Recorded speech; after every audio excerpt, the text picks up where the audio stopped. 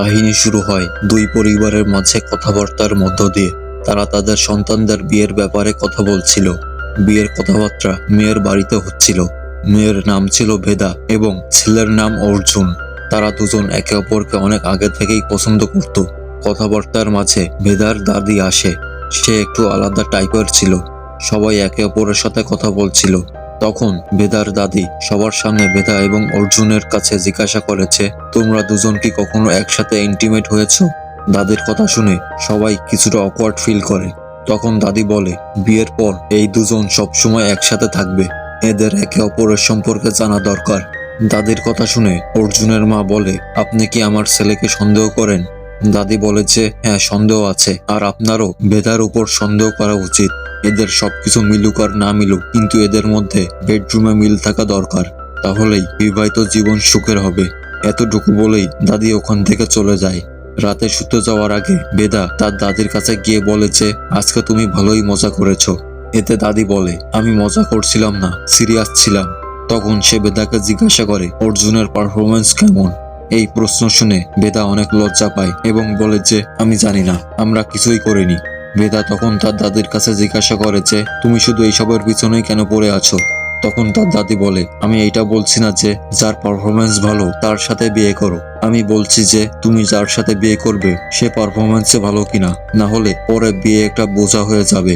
ভেদার প্যারেন্টসের মনে হয়েছিল যে দাদির ওই রকম ব্যবহারের পর অর্জুনের প্যারেন্টস বিয়ে ভেঙে দেবে। এরপর তাদের পরিবারের সবাই আবারও একে অপরের সাথে দেখা করে, কিন্তু এরকম কিছুই হয় না। অন্যদিকে ভেদা এবং অর্জুন একসাথে অনেক সময় কাটায় এবং অনেক পার্টিও করে। এরপর এক রাতে তারা অনেক রাত পর্যন্ত পার্টি করে এবং বাইরের হোটেলে তারা একসাথে রাত কাটায়। সেখানে তারা ইন্টিমেটও হয়। পরের দিন সকালে ভেদা পালিয়ে পালিয়ে নিজের বাসায় আসে। ভেদা আসার পর তার দাদি তার কাছে আসে। সে বুঝে গিয়েছিল যে আগের দিন ভেদা এবং অর্জুন একসাথেই ছিল এবং দুজনের মাঝে নিশ্চয়ই কিছু হয়েছে। দাদি ভেদার কাছে জিজ্ঞাসা করে যে, কাল রাতে কেমন কাটিয়েছিলে? ভেদা অকওয়ার্ড হয়ে বলে যে ভালো ছিল।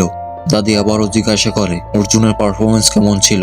এতে ভেদা অনেক ঘুরিয়ে ফিরিয়ে কথা বলতে থাকে, যেন সে কিছুই করেনি। এতে দাদি বলে যে অর্জুন কিছুটা সেন্সিটিভ ছেলে, সে ঠিকমতো ঘুমাতে পারবে না যদি সে জানতে পারে যে সে তার পার্টনারকে ঠিকমতো খুশি করতে পারেনি। দাদির কথা ভেদা কিছু কিছু বুঝতে পারছিল। সেই দিনের পর ভেদা এবং অর্জুন আরো বেশি ইন্টিমেট হতে থাকে এবং একে অপরের সাথে আরো বেশি টাইম স্পেন্ড করতে থাকে। এদিকে তাদের পরিবার ভেদা এবং অর্জুনের বিয়ের তোড়জোড় করছিল। এরপর একদিন ভেদা অর্জুনকে দাদির সাথে দেখা করানোর জন্য তাদের বাসায় নিয়ে আসে। দাদি সেই সময় পূজা করছিল। ভেদা বারবার তার সাথে কথা বলার চেষ্টা করে, কিন্তু দাদি তাকে ইগনোর করতে থাকে। এরপর ভেদা তার দাদিকে বলেছে, আপনি আমাদের টাইম নষ্ট করছেন। আপনার সাথে কথা বলার জন্য আমরা আমাদের লাক্সারি হোটেল ছেড়ে এসেছি। এটা শোনার পর দাদি হেসে তাদের বলেছে, আমি তোমাদের থেকে এটাই শুনতে চাচ্ছিলাম। মানে তোমরা কোনো জিনিসে এত বেশি মজা পাচ্ছ যে অন্য সবকিছু তোমাদের কাছে ওয়েস্ট অফ টাইম মনে হচ্ছে। আর এইটাই বিয়ের পর তোমাদের একসাথে থাকতে সাহায্য করবে, এটাকে কখনো কমতে দিবে না।